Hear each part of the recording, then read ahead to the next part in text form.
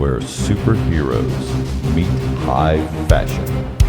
In conjunction with the Red 5 Network, we're proud to present Comics and Cosmetics.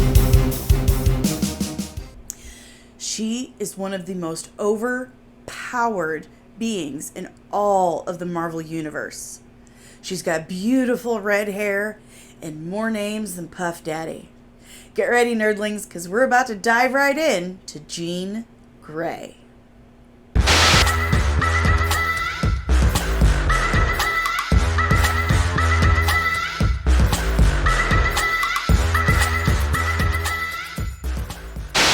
What is up, sexy nerdlings, and welcome back to my channel!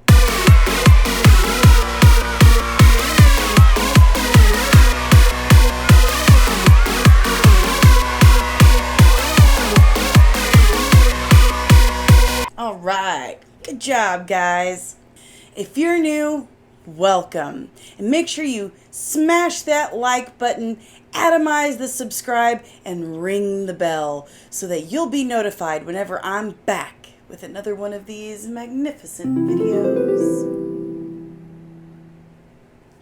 Before we get started, I want to let you guys all know we have a Patreon now. So make sure that you subscribe to our Patreon for extra content, behind the scenes, tutorials, descriptions on the makeup that I'm using, and also for free merch. Speaking of merch, we have merch too. So make sure you check out tpublic.com/user/comics and cosmetics merch. Here, I've got it right here for you. And I just want to say thank you to all my patrons. Thank you so much for supporting the channel. It means so much. You have no idea.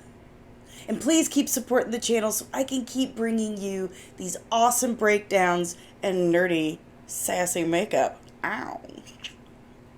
For those of you who don't know, I'm Danny Sansasi, licensed cosmetologist and registered super nerd, and this is Comics and Cosmetics, where I talk about whatever nerdy topic I've been obsessing about that week while doing my makeup at the same time.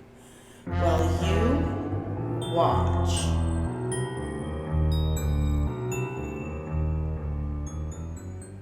This week, as I told you, from the future,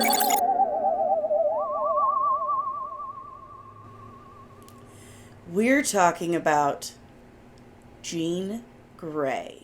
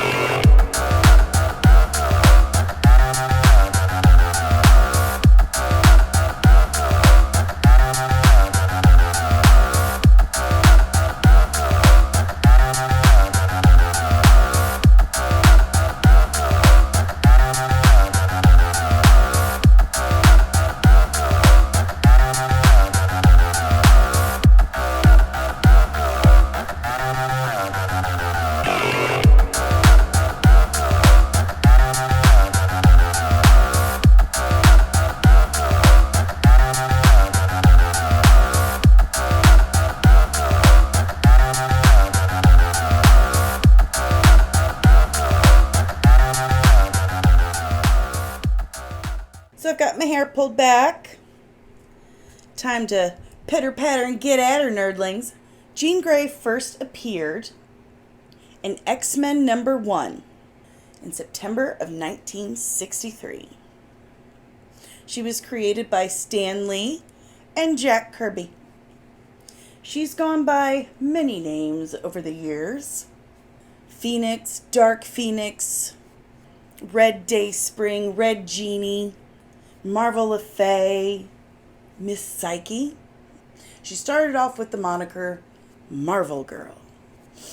Now, if you remember the video we did on Cyclops, you will note that Jean was always being rescued. She was pretty boring when she first came out, very one-dimensional, and she was always needing to be rescued by Scott. But she did get more interesting in later years, and she's got kind of an interesting backstory. So let's dive into that. Jean Elaine Grey was the younger daughter of John and Elaine Grey, John being a history professor. When she was 10 years old, her best friend Annie Richardson was hit by a car. This was obviously very traumatic for Jean. And if you're familiar with mutants in the Marvel comics at all, then you'll recognize that it's normally a traumatic experience in childhood that triggers the mutations to surface. In Jean's case, it was telepathy and empathy that first surfaced. And as Annie died, Jean could feel everything she was feeling. Very traumatic for a 10-year-old child, wouldn't you say? As her powers continue to emerge, and after she had experienced what her poor friend Annie experienced, being hit by that car, it was very clear that she was so affected by this that she could no longer control her powers, as she was so emotionally compromised. Like, not only are these things emerging, but she's just been through this incredibly traumatizing event, and it made her ability to control those abilities much more difficult for her. By the time she was 11, so a year later, her parents had taken her to a psychiatrist who recommended that they take her to Dr. Charles Xavier, who was an academic and also a child psychiatrist. And he said, she could really, really be helped by this man. I highly recommend you take her there. And they're like, okay, yeah, we'll do that. So the Greys take her to Charles Xavier, and in order to gain her trust and connect with her, he tells her about mutants. He doesn't tell her parents, but he tells her. By gaining her trust in this way, he was able to continue to treat her in private without interference or judgment. Because remember, mutants in the X-Men comics were an allegory for bigotry and racism. So if anyone found out that she was a mutant, it could end very badly for her. Most parents of mutant children freaked out and got rid of them right away. It was very sad. Like I said, after telling her about the mutant gene, confessing to her that he was a mutant, he was able to go on continuing to treat her for several years. And by the time she was 13, he had taught her how to get pretty good control over her telekinesis, like teaching her how to levitate and move and control objects. Because levitating yourself is the very first thing you should learn. First thing I would learn is how to turn off the light switch while I'm still in bed. Honestly. Or getting myself a glass of water without getting out of bed. Basically, I just want to be able to stay in bed. He also used her to help calibrate Cerebro. And during one of these sessions, she reached out to a young man by the name of Scott Summers. And appeared to him as a phoenix bird while he was sleeping. Like, aw. And that's how she and Cyclops actually first met. Following this, Xavier decided it would probably be a good idea to set up some mental blocks in her mind, prohibiting her more stronger abilities, because he didn't feel like she was mature enough emotionally or mentally to handle that stuff. So he blocked it from her until she was more mature. And I can't say I 100% disagree with that. I mean, it's like giving your kid a loaded gun without teaching them gun safety. So let's teach the gun safety first. Let's teach the mutant power safety first. By this time, Xavier felt like she was ready to join his school for gifted children. The Xavier School for Extraordinary Young People. So he talks to her parents and is able to convince them to let her join his school, which is a boarding school in upstate New York. Jean becomes the very first student to enroll into Xavier's school. Somehow she was the 5th person to join the X-Men, but we won't nitpick. Right away from the beginning, she harbored romantic feelings for Scott Summers. He did as well, but he was too shy and scared to ask her out or tell her how he felt. When she graduated from Xavier's school, she enrolled in Metro College. And while she was studying there, she only operated as a part of the X-Men part-time. So she wasn't a full member of the X-Men crew while she was in college. After her time at Metro, she came back to Xavier's and went back to being a full-time member of the X-Men. And now that she and Scott were officially adults, they figured it's okay to start dating. Now, there was an alien race known as the Xenox. Well, this alien race called the Xenox attacked Earth. Xavier decided, she's grown up enough and we've got a serious global threat. I think we can remove the mental blocks from her now. So Jean had access to her full power for the first time in her life. However, after he removes her mental blocks so that she can access this power of hers, Xavier then goes into hiding and replaces himself with another mutant who went by the name of Changeling that could morph into anyone. He would later be known as Morph, okay? But he was a shapeshifter, and he was kind of a decoy for Xavier while Xavier was in hiding. Like, really, dude? Just gonna let the kids handle it? Okay. I'm sure he had his reasons. They wanted to murder him. The only person he told about this plan was Jean. So when the decoy of Professor X was killed,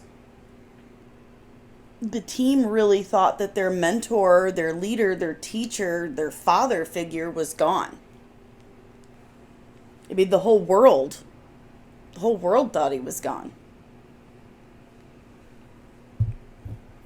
Admit it, you just wanted to avoid paying your taxes, right, Charles? I knew it. So an FBI agent shows up to the school. His name was Fred Duncan, and he tells all the X-Men and the students, "Get out of here!" But he tells them they all have to go. They have to disband the X-Men and everyone has to leave. And they don't really put up much of a fight. They're like, okay. It was fun while it lasted. Anyone know where we can stay now? We've been living here for free our whole lives. Now what? Since her day job as a mutant superhero was out of the question for the time being, Jean decides, you know what? I think I'm going to give modeling a try.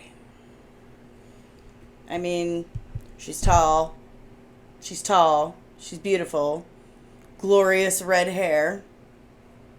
If people want to pay you money for just being pretty, go for it, honey. More power to you, sis.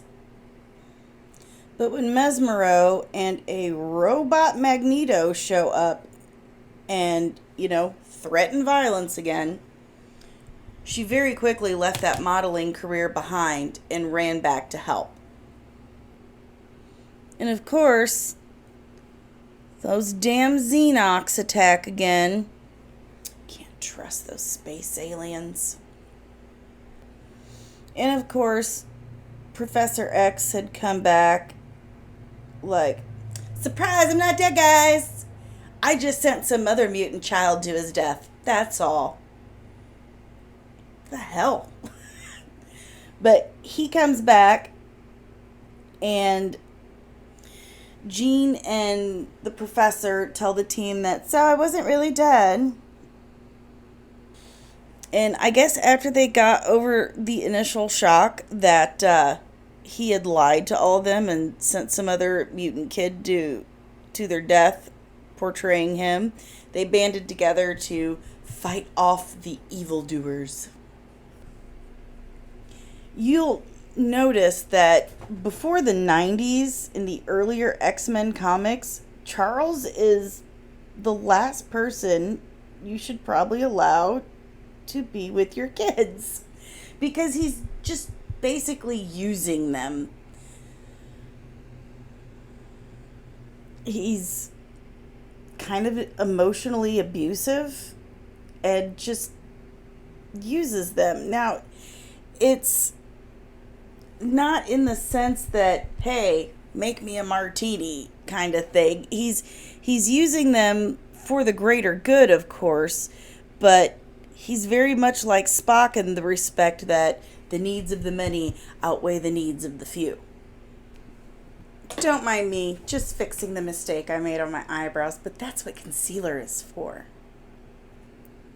The X-Men go on a mission with the Fantastic Four to space. They went up there to defeat these Xenoc aliens once and for all. Just one and done, get it over with. They've attacked us twice already. We're not going to allow a third time. Well, it's up here in space where she encounters the Phoenix Force for the first time. What is the Phoenix Force, you ask? I'm so glad you did. The Phoenix Force is one of the oldest known cosmic entities representing creation and destruction and life that has not been born yet. It predates darkness itself, and it is said to be the fire from which all things are born. It is immortal and indestructible. It is a mutable manifestation of the prime universal force of life. It is the nexus of all psionic energy, which does, has, or ever will exist in every reality in the multiverse. It's nothing to sneeze at. Okay? This is pretty powerful stuff. It is the guardian of creation. So not long after she encounters this Phoenix Force and starts to kind of feel the full potential of her power for the first time, all the X-Men are kidnapped by the mutants of the Isle of Krakoa. And Charles is forced to leave them behind because needs of the many. So he's forced to leave them behind and form a new team of mutants. When she returns to the mansion, she straight out refuses to rejoin the X-Men. Even though she refused to rejoin the team, she was still with Scott, so she was still around. But she was so emotionally damaged from everything that she had just been put through that it just wasn't in her to rejoin the team. Around this time, Wolverine was introduced to the comics, Logan. And as we all know, Wolvie really loved him some Jean Grey, but she secretly liked him. Yeah, she did. She liked that short, hairy, little angry man. She formed a close bond with another newly introduced character, Storm, the weather goddess. I just love Storm. She also became roommates with Misty Knight. So she had her own thing going on, you know? She had girlfriends. Well, she got kidnapped by Sentinels. Fun. It's fun we're having. I wonder why she didn't want to rejoin the X-Men. Well, they kidnap her and they take her right back up to space. Yeah. Good idea, guys. Well, the ship wasn't properly shielded from radiation. And, well, you know, everyone starts dying. So Jean tries to help. She starts taking in all the solar radiation and energy. And she reaches into the mind of the pilot and learns how to fly the shuttle or the spaceship from his head, from his memories. And tries to save him. Well, that is when the Phoenix Force felt her presence and her need and showed up and offered her her greatest desire if it would allow itself to merge with her. So, I don't know about you, but having my greatest heart's desire in exchange for being given ultimate power, pretty tempting. Be hard to say no. And guess what? She didn't say no. She said, okay, come on in. Got a seat for ya. Now, it was later retconned because when it first came out, the Phoenix Force did kind of possess her and take over her body. And it was her actual body that the Phoenix was walking around talking in. Well, it was later retconned that as soon as the Phoenix Force entered her, she fell into a deep coma. And the Phoenix Force placed her into a cocoon and put her at the bottom of a lake. Like, I said we could merge, not put me underwater and leave me there. Thought we had a deal, man. Well, the Phoenix Force absorbs all of her memories and personality and, like, makes a copy of her. And nobody knows it's not Jean. That kind of sucks. I mean, that really sucks for Jean. That poor girl. Like, if she hasn't been through enough as it is. So here she's in a cocoon at the bottom of Jamaica Bay, and nobody knows. Nobody knows that she is. They just, oh, Jean's back. So after the Phoenix Force saves the X-Men and emerges from the wreckage, they just think it's Jean. Well, there was a time where the Phoenix, like the one nice thing the Phoenix did while, walking around impersonating Jean, is she actually blocks Cyclops' optic blasts, and he's able to see Jean really for the first time ever. So that was nice. Like, it was a really nice moment. He got to see how beautiful she was and her beautiful red hair. So Mastermind actually corrupts Phoenix, and she becomes Dark Phoenix. And she goes around, like, devouring worlds and people. Like, just absorbing their energy to become bigger, meaner, and stronger. Kind of like Galactus. When she comes back to Earth, though, she threatens to kill everyone.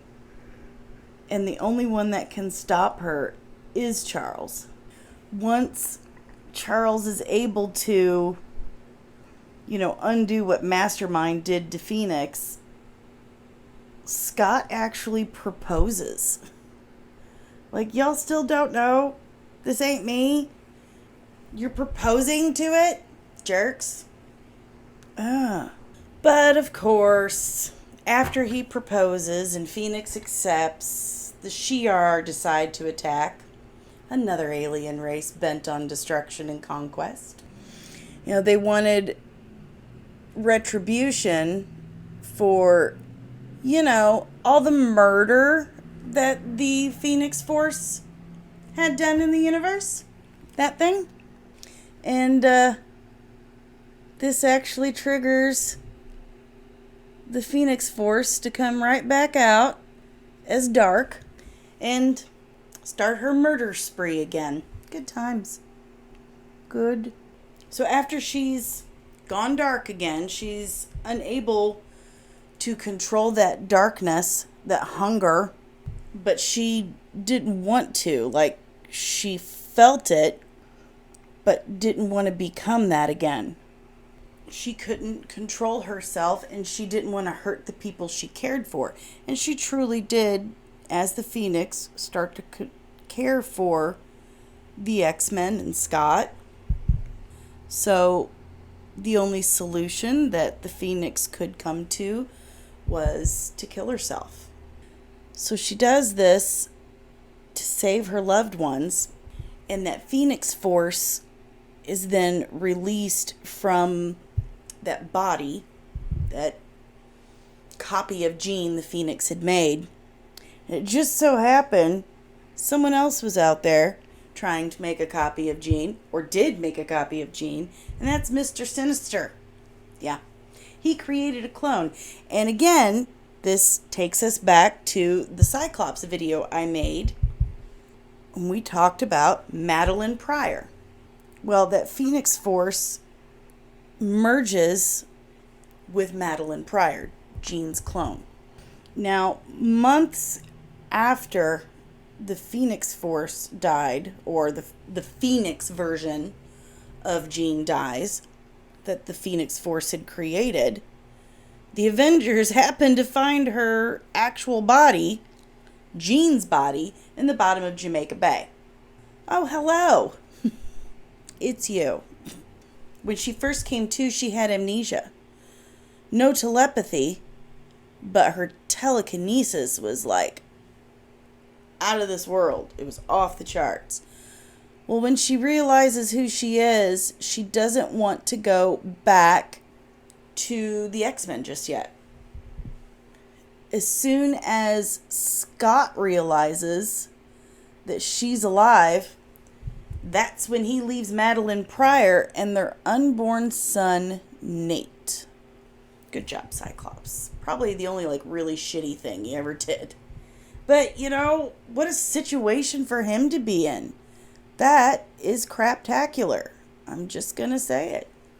It's a craptacular situation to be in.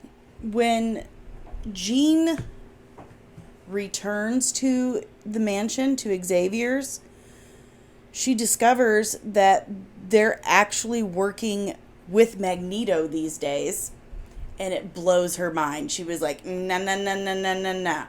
I remember who this guy is. Do you not remember who this guy is? I remember who this guy is. He's a bad guy. And she felt like they had pulled away from their true mission. And so she was like, hell no, I'm out. So she leaves and forms X Factor. So very similar to the school. She's getting mutant kids and rescuing them and trying to teach them and train them. But she's also working as, an assassin for the government. The government didn't know that they were all mutants. And they were sending them out to kill mutants. But that's not what they were doing. Now, after Madeline Pryor dies, Jean and Scott go searching for his infant son, Nate. They return to the orphanage Scott had lived in as a child, and what they find there is very disturbing. They find a lab and children being grown in pods. Well, Jean was able to psychically connect with Nate, but they weren't able to get him before these demons kidnapped him and took off. Now there's demons involved? I'm telling you, X-Men is like the craziest fantasy supernatural soap opera you've ever read. They team up with the X-Men, and Wolverine freaks out because this is the first time he has seen her since she was resurrected. He didn't really know she was alive. And he was a little too excited to see her. And he just runs up and kisses her in front of everybody. Dude, it's my girlfriend. Easy. Consent. You need consent. They end up battling the Goblin King for baby Nate. And it turns out the Goblin Queen is Madeline Pryor. Dun, dun, dun. She was so upset that Scott left her for Jean that she wanted to kill her own child to get back at him. Well, they're able to get through to her and make her realize what she's doing. And to stop herself, she kills herself. It's just an unsettling pattern in Jean Grey's story. Unfortunately, baby Nate got sent into the future, and then the Phoenix Force that was left over, that was inside of Madeline, reintegrated with Jean. She absorbed not only that Phoenix Force, but the personalities along with it.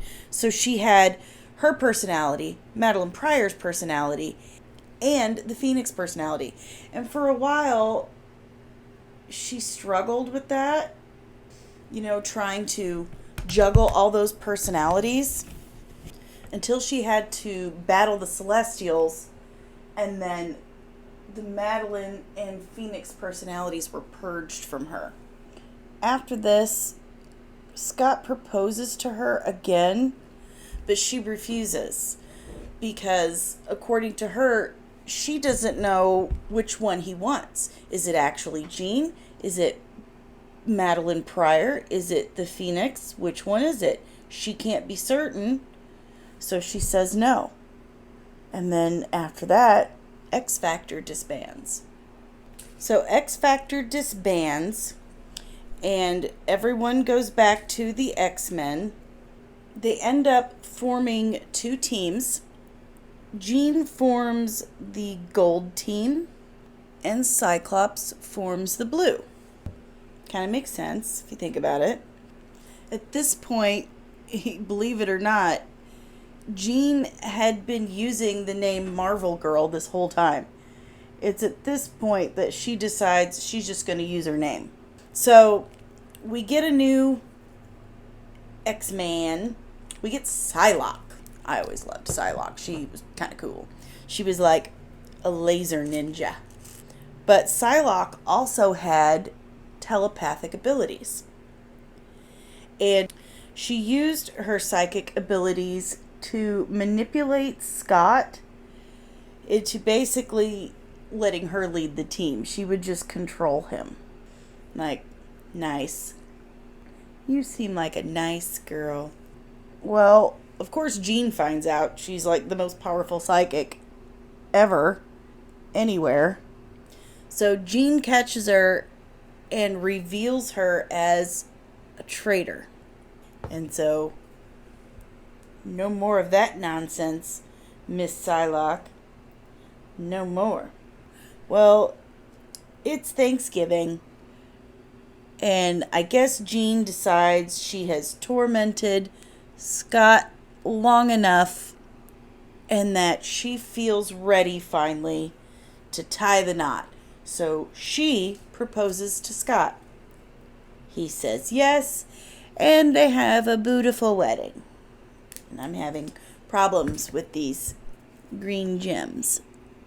So they get married, and they honeymoon at St. Bart's.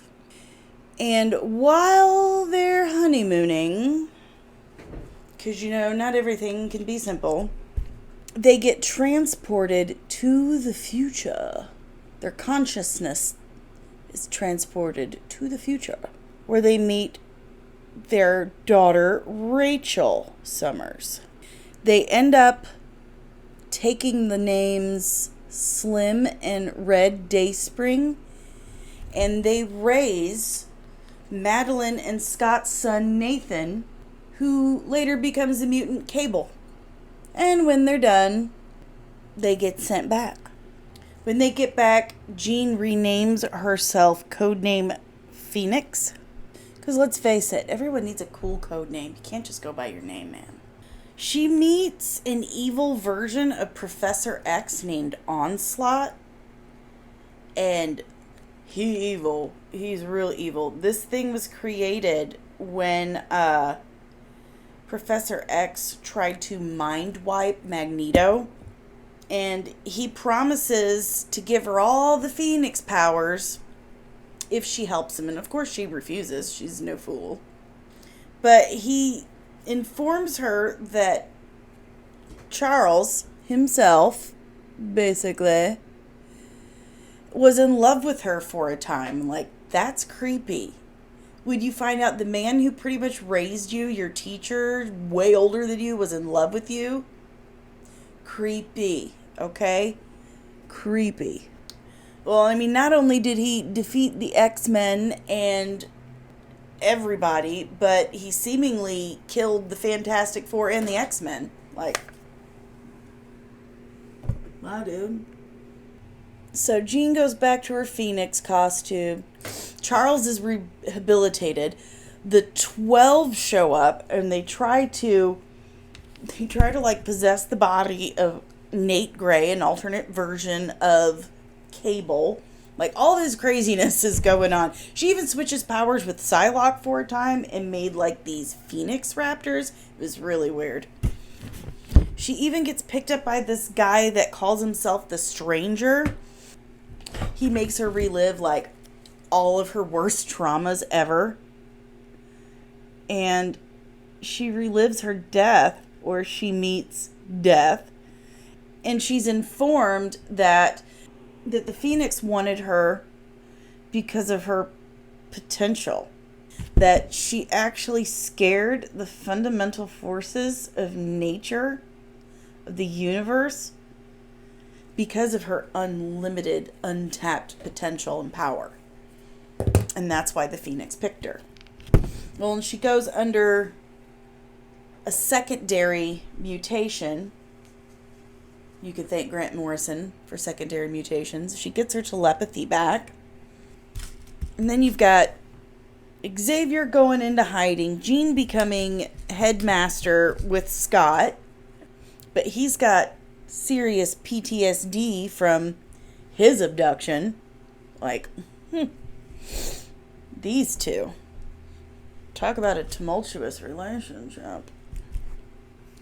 Well, their marriage becomes strained because of all this, and she just kind of chooses to ignore all these problems. And they get attacked by the U-Men, who are human men who want superpowers like the X-Men. They want to be mutants, but they hate the mutants at the same time. It's a whole thing. And after this, she finds out that Scott has been having a psychic affair with Emma Frost. You know, Scott, I'm sensing a pattern, bro. It ain't good.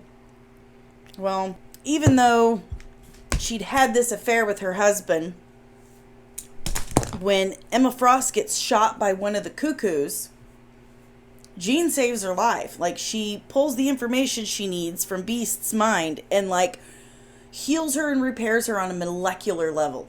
Fucking crazy. Like, I probably would have just let her bleed. Like, maybe you shouldn't have had an affair with my mans. Just saying. Maybe I'm evil. Well, Jean, they get tricked onto this asteroid M by the imposter Zorn, who's actually Magneto, which they retcon that it was a totally separate entity named Zorn, but whatever. It's fine. They do that a lot. Well, he's sending this asteroid hurtling towards the sun. Like, thanks. That's just great. More hurtling towards the sun. This happens a lot in Marvel Comics. Oh no, not that one. Well, he tries to kill her, but it wakes up the Phoenix Force. Stupid man. And she's able to return everyone to New York, but Zorn is actually able to kill her. And with her last breath, she's able to send a message out to Scott, telling him to move on and live his life without her. The Phoenix Force does try to reach Jean after she's died to revive her, and she refuses. Well, the Dark Phoenix actually revives her, forcing Wolverine to kill her multiple times. And then, Wolverine actually killed Zorn. She went around collecting all these fragments of the Phoenix Force so that no one else would have to go through what she went through so many times. Now, in the X-Men comics, they did go back in time and grab that first team, like Jean when she was 16, and bring her back to contemporary times to heal Beast. So technically there is a Jean Grey still in the X-Men comics, but it's not the Jean Grey that we know and love. She actually died in the comics years ago. And there you have it, nerdlings. That's all I have for you today on Jean Grey. You never know, I may come back and revisit it. It's quite an epic tale. There's a lot of details, and I'm sure I glossed over a lot and missed a few things. But if you want the full story, you should read the comics.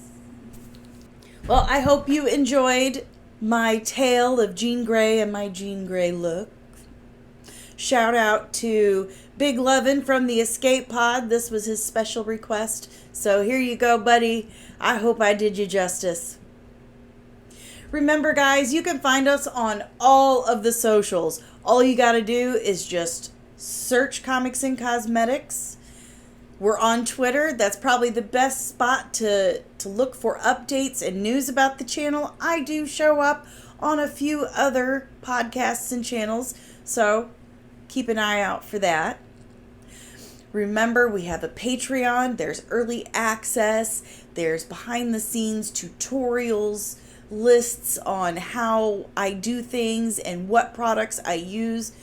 And there's even merch if you sign up. So definitely look into that. And speaking of merch, check out our TeePublic store. We have mugs, we have hoodies, we have shirts, we have tank tops, my favorite, baseball shirts, pillows, you name it, we've got it. So make sure to check that out. And don't forget, before you leave, hit like, hit subscribe, and ring that bell so you get notified whenever I'm back. And this Sunday, tomorrow, since there's no Moon Knight or Obi-Wan Kenobi to talk about yet, I'm going to sit down with a couple of my favorite friends. We've got Nicole and Tina so far, and we're going to talk about what is up with female superheroes. We feel like we're totally stuck between a rock and a hard place. We're calling it World War II to MCU, and we're going to have a really in-depth conversation. We're going to talk about what's been going on with female superheroes since the Comic Code of Authority was put into play and then repealed. So make sure you join us for that. Until then, nerdlings, have a wizard weekend, and I will see you in the next one. Bye.